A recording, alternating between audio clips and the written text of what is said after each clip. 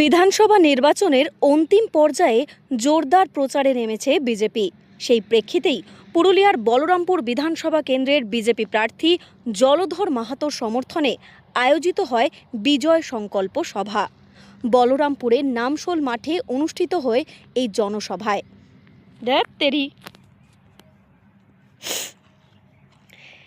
বিধানসভা নির্বাচনের অন্তিম পর্যায়ে জোরদার প্রচারে নেমেছে বিজেপি। সেই প্রেক্ষিতেই পুরুলিয়ার বলরামপুর বিধানসভা কেন্দ্রের বিজেপি প্রার্থী জলধর মাহাতোর সমর্থনে আয়োজিত হয় বিজয় সংকল্প সভা। বলরামপুরের নামশোল মাঠে অনুষ্ঠিত হয় এই জনসভা।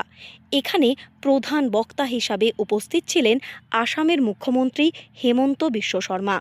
সভা মঞ্চ থেকে রাজ্যের শাসক দল তৃণমূল কংগ্রেসকে তীব্র ভাষায় আক্রমণ করেন তিনি। একাধিক ইস্যু তুলে ধরে তিনি অভিযোগ করেন, রাজ্যে দুর্নীতি ও ঘুষ ছাড়া কোনো কাজ হয় না এবং বিভিন্ন প্রকল্প নিয়েও প্রশ্ন তোলেন। লক্ষ্মী ভাণ্ডার প্রকল্পের সমালোচনা করে তিনি বিকল্প হিসাবে বিজেপির প্রতিশ্রুত অন্নপূর্ণা ভাণ্ডারের কথা উল্লেখ করেন। এছাড়াও চাকরি, আইন শৃঙ্খলা এবং প্রশাসনের ভূমিকা নিয়েও সরব হন আসামের মুখ্যমন্ত্রী। আসামে কর্মসংস্থানের প্রসঙ্গ তুলে ধরে তিনি দাবি করেন, সেখানে স্বচ্ছতার সঙ্গে চাকরি দেওয়া হয়েছে। পাশাপাশি বিজেপিকে ঘিরে ছড়ানো অপপ্রচারকে ভিত্তিহীন বলে মন্তব্য করেন তিনি বলেন, টিএমসি মা মাটি মানুষের সরকার নয়, এটা লুট লাঠি সিন্ডিকেটের সরকার। মা মানে মানি, মাটি মানে মাফিয়া, আর মানুষ মানে মার্ডারার। এটাই টিএমসির আসল ফুল ফর্ম। মা মাটি মানুষ, ये लोग कोई माँ माटी मानुष नहीं है।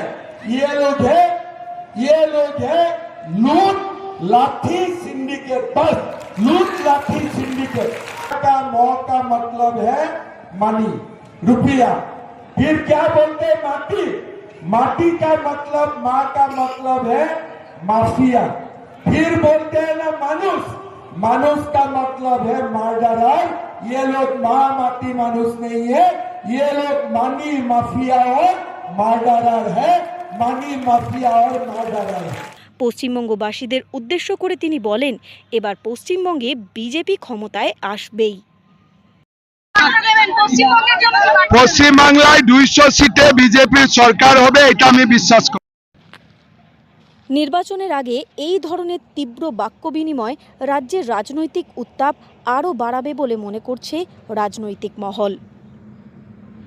পুরুলিয়া থেকে শর্মিষ্ঠা ব্যানার্জির রিপোর্ট, লোকাল 18 বাংলা।